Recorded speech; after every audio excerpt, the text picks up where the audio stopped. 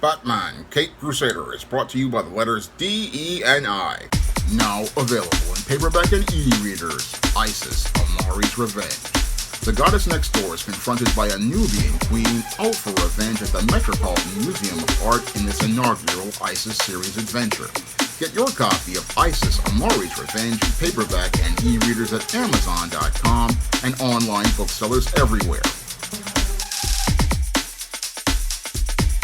Batman Caped Crusader producer Bruce Timm says he had to make the Penguin into a woman for the Batman Caped Crusader television series because Batman's rogues gallery is limited and there are not many female villains in Batman's rogues gallery. Now, I'm going to call BS on this entire argument that Bruce Timm is making because as someone who is a fan of comics and has been reading comics since he was 4 years old, I know this entire argument makes no logical sense because when it comes to comic book characters, Batman has one of the deepest rogues galleries out of all of the medium of superhero comics, and the only two other characters that have an equal rogues gallery are his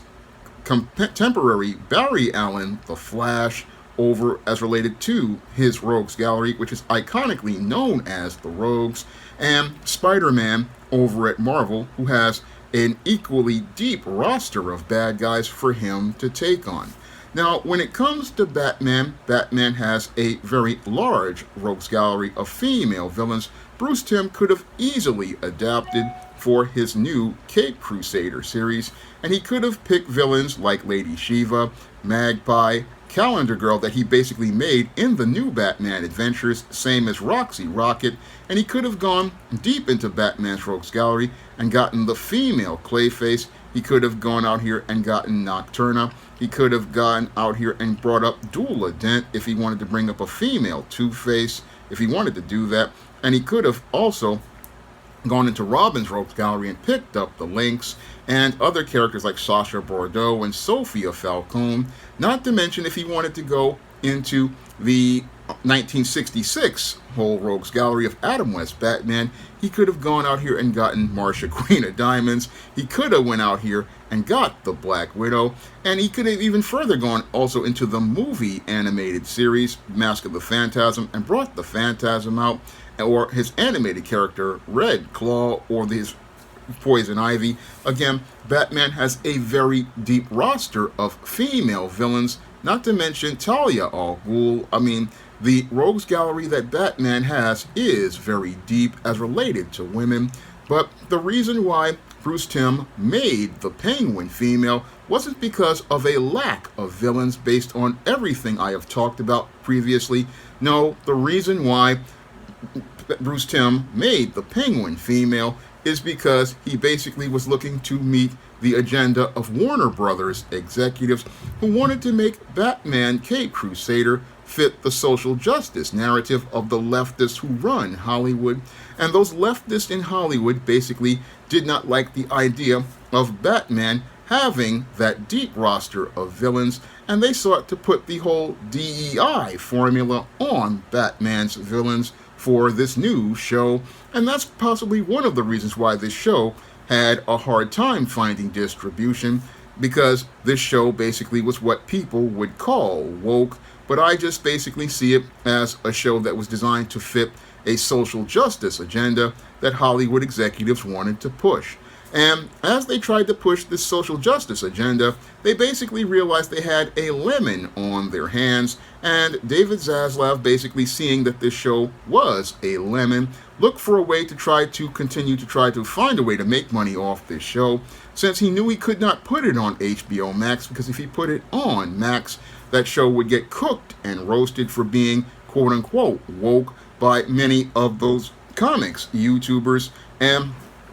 would basically get derided. So what David Zaslav did in an effort to try to make some money on the show was he wound up putting it on Amazon and selling it to Amazon so that they could deal with all the backlash that this show is currently getting. And this show deservedly is getting all of that backlash because instead of giving us a Batman series that could have had a lot of substance, what we get is this whole substance of Batman basically taken away so that these producers could go out here and look to passively promote diversity and inclusion in this series, but aggressively go out here and deny black creators and other creators of color their opportunity to be able to tell stories in the medium of animation. Because that's what this whole female penguin is all about. This female penguin is all about them looking to promote their agenda,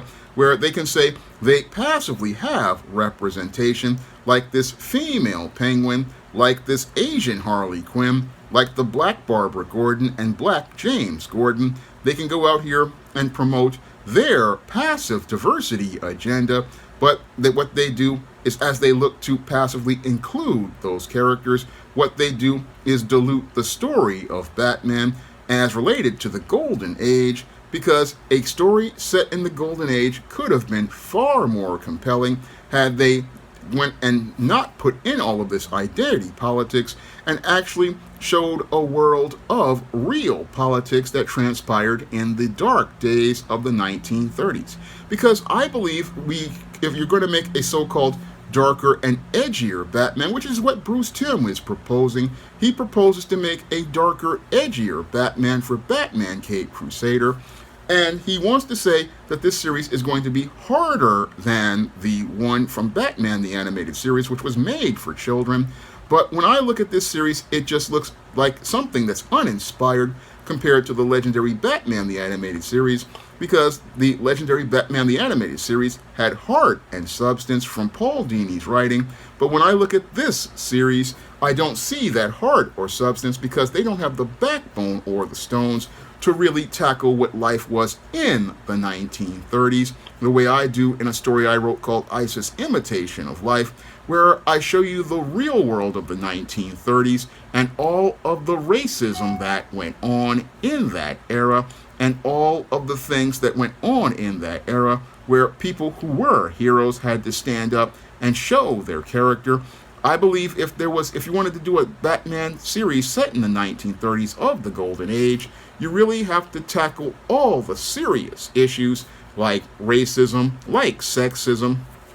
and all of the things that went on in the 30s, and show people that world as it happened. I believe you need to show people that world and show how Batman is a hero in that era, because he's going to stand up against these injustices that he sees. I believe that if you did that kind of series, it would have been extremely compelling, and it would have been so compelling to the point that people would have seen it as the must-see TV, the same way they saw Batman the Animated Series. But Bruce Timm wants us to believe he needs to create a female penguin because there's a lack of villains. And again, that argument is one that is easily refuted by any comic fan or fan of Timmverse animation, where we saw diversity as related to Batman's Rogues Gallery, and we saw him taking on women and men at the same time, even in episodes of his animated series.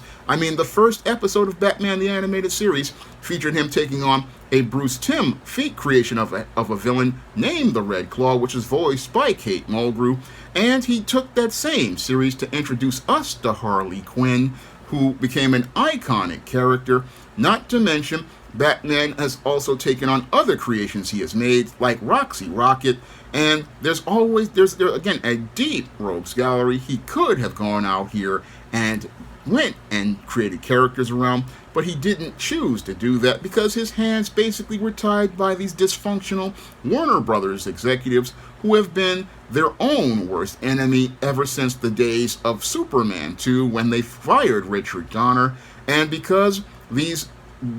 people at Warner Brothers basically are their own worst enemy, they wind up making projects that wind up not being of quality, like this Batman Caped Crusader, which, based on what I'm hearing, basically seems like it's a far inferior product, an inferior product that basically puts identity politics over storytelling. And as it puts identity politics over storytelling, what they're trying to do is spin a story saying things that we all know not to be true, because again, Batman has the deepest rogues gallery out of every character in the medium of superhero comics. Again, I'll repeat it once more. The only two characters that have rosters of bad guys on the equal of Batman are his contemporary Barry Allen, the Flash, who basically had an iconic rogues gallery that they called the Rogues. And when it came to Spider-Man over at Marvel, he has an equally deep rogues gallery of opponents, and any good creator could take any of those villains and basically make a roster of bad guys if you wanted to do that overall. But when it came to Batman Caped Crusader, Batman, I don't believe, is the focus of this show. No, this show is all about trying to push an agenda with the Batman character, where these people who want to focus on identity politics want to see their agenda on screen. And that's possibly why this series was delayed to the point where now it's an Amazon Prime series, and why Warner Brothers is in a place where they're in a state of decline because they have idiots like this in charge of creating and greenlighting projects. And as they create and greenlight projects, they're looking to represent people passively with these tokens that they put on screen, but aggressively aren't going to creators like myself to get quality stories. No, they don't want to go to a black man like myself and talk about making a story set in the Golden Age, because they fear that if I start talking about the racism that went on and start talking about the images that were presented in media at the time, not to mention the hostile conditions against a lot of different people. I mean, in that era, it was not only black people who suffered racism, it was Asians, it was Hispanics, and it was also even people like the Irish and Jews who had to deal with a lot of racism that went on at the time. No, America wasn't the great melting pot that it was. And if you really wanted to do a really, again, deep Batman series that really tackled all of these different issues, you could have had a really compelling story. And if you explored the psychology and motivations of these characters and what motivated them to, again, commit crimes in this era, you could have some really great mysteries and some great noir-style mysteries, because that's something else that Caped Crusader misses out on, the entire noir genre of film. I mean, there's so much that they could have done with this series had they really, again, had some real creatives involved. You could have really gone out here and made something fantastic. But when I look at Batman Caped Crusader and I look at Bruce Timm's excuses, it really shows me the lack of imagination and creativity from guys like him and J.J. Abrams, who has been a hack since the Felicity days. I mean, he has been making garbage since Felicity Season 2, and Batman Caped Crusader is more garbage from him. And I listen again to this excuse, and it's a terrible excuse that anybody who is a longtime comic fan or a longtime Timmverse fan would look at these excuses and really shake their head, because it shows that Bruce Timm really has been compromised by Warner Brothers executives, compromised to the point where he basically is parroting their narratives so that they can go out here and produce their version of Batman that really shows how inexperienced they are as related to working and adapting these characters, inexperienced as related to adapting Batman's character and his rogues gallery. I mean, this is just bad writing all around, and again, lazy writing. Oh, I'll make a female penguin, when you got other rogues sitting right there. I mean, you got other rogues sitting right there, and if you wanted to create other rogues, you could go out here and do it. But this guy doesn't want to do it because they want to fit that agenda as related to social justice. And again, it's not really social justice, because when it comes to these folks, when they see a black creator like myself, they're not walking up and offering Sean a job. No, you're not offering Sean a job to make him a part of their business to promote actual diversity, nor are they greenlighting fresh, original concepts from creators like myself. No, to avoid actually giving creators like myself a platform, and to avoid allowing us to build wealth on that platform for our creations, what they do is go out here and race and gender swap characters and say it's diversity and inclusion, when in actuality it's the same old system of white supremacy promoting their anti-black narratives, by using token characters to be able to symbolize black people and other people being allowed opportunities, meanwhile aggressively denying black creators an opportunity to tell our stories and tell our stories regarding the black experience, deny us that opportunity, and use these token characters as a way to say they're, again, passively representing things, but aggressively keeping the same status quo in place. And that's what Bruce Timm is all about, maintaining that status quo, because Batman Caped Crusader shows us who the villains are behind the camera, and those villains behind the camera are the Warner Brothers executives who would rather tokenize characters and race and gender swap characters. These are the real villains who go out here and participate in anti-black racism against black creators behind the scenes. And this is the thing nobody really wants to talk about in depth, about how black creators are denied opportunities to go out here and tell our stories, like the way the late Dwayne McDuffie was allowed to with Static Shock. I mean, Dwayne McDuffie was able to tell his story, and after telling his story, it became so popular. It was the #1 cartoon in America, and that's what really Warner Brothers fears. It fears that if black creators start coming out here and start telling our stories, that our stories will surpass their stories, and that white and non-black kids will start looking up to black characters. That's what they fear. So what they do to keep black people and being able to have that type of power and control over image is what they do is, again, give you a black Commissioner Gordon, a fat Renee Montoya, a fat Harley Quinn, a fat Asian Harley Quinn, I meant to say, and give you other token characters like this female Penguin, because they fear that if a black creator like myself comes to the forefront and starts creating characters on the same level as they are, they're not going to be able to compete, and they're not going to be able to tell stories on that level. And instead of people looking at the white image of characters that is one part of the media arm of white supremacy and elevating the white image, people will start looking at black characters and start seeing them as people they respect, like people did in the 80s when Bill Cosby came out with The Cosby Show, and many others came out with products during that golden age of cinema. That's what they really fear, and that's where you have Warner Brothers again out here looking to tell us a lie, trying to gaslight us into believing, oh, the female Penguin is somebody people want to see. No, you made the female Penguin not because of a lack of Batman villains, but because a fear of having to tell really good stories with the Batman character, and a fear of really going out here and being creative. That's the reason why you made the female Penguin, because Warner Brothers executives are just afraid of change and afraid of going out here and hiring talented black creators. That's what you're afraid of, and that's why you came out with this female Penguin, a female Penguin that basically is a part of a Batman series that, again, as I see it, is basically just watered down and half done overall, and